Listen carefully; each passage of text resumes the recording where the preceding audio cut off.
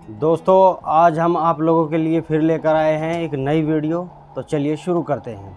राजस्थान के नागौर से एक मारवाड़ी जैन हीरानंद साहू तत्कालीन बंगाल के पटना शहर में आकर कारोबार जमाता है।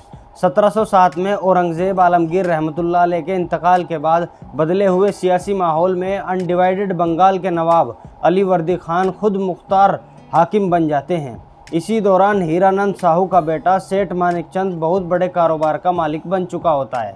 मुग़लों की ताकत और दौलत सब कुछ जवाल पजीर चल रही होती है।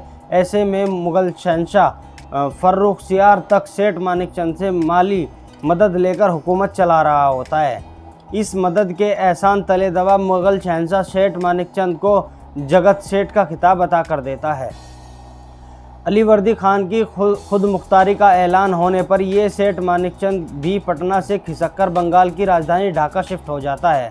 अलीवर्दी खान की नजरे इनायत के सबब जगत सेठ मानिकचंद को अनडिवाइडेड बंगाल रियासत का दीवान बना दिया जाता है। याद रहे कि उस वक्त के बंगाल में आज के बिहार, उड़ीसा, पश्चिम बंगाल, नीचे का सारा आसाम, त्रिपुरा और पूरा बांग्लादेश शामिल थे। बंगाल पूरे हिंदुस्तान में सबसे मालदार खुशहाल रियासत हुआ करती थी। ऐसे में बंगाल के सरकारी दीवान बनने का मतलब आज के फाइनेंस मिनिस्टर होने से भी ज़्यादा था, क्योंकि दीवान को सिक्के ढालने से लेकर तमाम महसूलात, लगान वगैरह के हिसाब किताब रखने की जिम्मेदारी हुआ करती थी।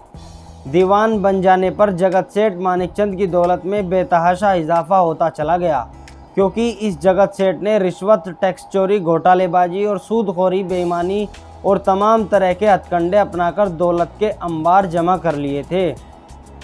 अलीवर्दी खान के इंतकाल के बाद जब उनके पोते नवाब सिराजुद्दौला गद्दी पर बैठे तो उनकी उम्र महज 24 साल थी और रियासत की फ़ौज के सिपहसालार की जिम्मेदारी अलीवर्दी खान का दामाद और मीर जाफ़र अदा कर रहा था।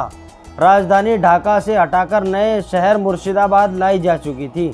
मुग़लों की कई सदी पुरानी शहंशाही में शिया और सुन्नी की रिश्तेदारी की रिवायत हुमायूं से ही चली आ रही थी। इसलिए सुन्नी अलीवर्दी खान का शिया दामाद होना हैरानी की बात नहीं है।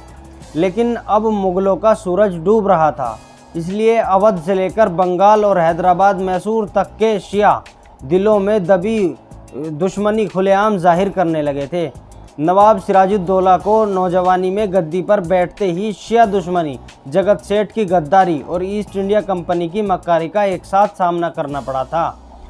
हुगली पार फोर्ट विलियम में ईस्ट इंडिया कंपनी का अड्डा था, जिसमें अंग्रेज़ों ने मुआहदे के खिलाफ जाकर फ़ौजें जमा कर रखी थी। इसके अलावा भी बहुत सी वजहों से नवाब सिराजुद्दौला ने कोर्ट विलियम पर हमला करके कब्ज़े में ले लिया था और किले का आर्जी इंचार्ज दीवान सेठ मानिकचंद को बना दिया था। यहाँ से रॉबर्ट क्लाइव का खुफिया गठजोड़ सेठ मानिकचंद से शुरू होता है और सेठ मानिकचंद जीते हुए किले फोर्ट विलियम को अंग्रेज़ों को सौंपकर नवाब के दरबार में मुर्शिदाबाद आ जाता है। नवाब सिराजुद्दौला सेठ मानिकचंद की इस लापरवाही और बुज़दिली से गुस्सा होकर भरे दरबार में सेठ मानिकचंद को झन्नाटेदार तमाचा रसीद कर देते हैं। साल 1757 में प्लासी के मैदान में सुनाई देती है इसकी गूंज। सेठ मानिकचंद के दो बेटे अमीचंद और सेठ फतेहचंद बाप की बेइज्जती का बदला लेने के लिए रॉबर्ट क्लाइव से गठजोड़ कर लेते हैं। साथ ही सिपहसालार मीर जाफ़र को भी इस शैतानी गठबंधन में शामिल कर लिया जाता है। जगत सेठ की बेतहाशा दौलत और मीर जाफ़र की गद्दारी और रॉबर्ट क्लाइव की मक्कारी से मिलकर प्लासी के मैदान का रुख लड़ाई से पहले ही बदल दिया जाता है। मैदान में एक तरफ अंग्रेज़ों की 3000 फौज खड़ी थी तो दूसरी तरफ नवाब की 33,000 फौज थी। होना तो चाहिए था कि अंग्रेज़ लश्कर मैदान में आने की हिम्मत ही नहीं जुटा पाता, मगर चूंकि सारी सेटिंग पहले से हो गई थी, इसलिए 33 के मुकाबले 3 का रेशियो होते हुए भी रॉबर्ट क्लाइव मैदान में सीना ताने खड़ा था। जंग का बिगुल बजते ही गद्दार शिया राफजी सालार मीर जाफ़र 30,000 फौज लेकर अंग्रेज़ों से मिल जाता है। अब दुश्मनों की तादाद 33,000 और नवाब के दस्ते में 3,000 जियाले रह जाते हैं। फिर वही हुआ जो आप पढ़ते और सुनते आए हैं। नवाब सिराजुद्दौला अपने जाबाज साथियों के साथ शहीद हो जाते हैं और नवाब की गद्दी पर मीर जाफ़र को बैठा दिया जाता है। दोस्तों, हमारी वीडियो देखने के लिए आपका बहुत बहुत शुक्रिया। अगर आपको हमारी वीडियो पसंद आती है तो कृपया लाइक करें, कमेंट करें और शेयर करें।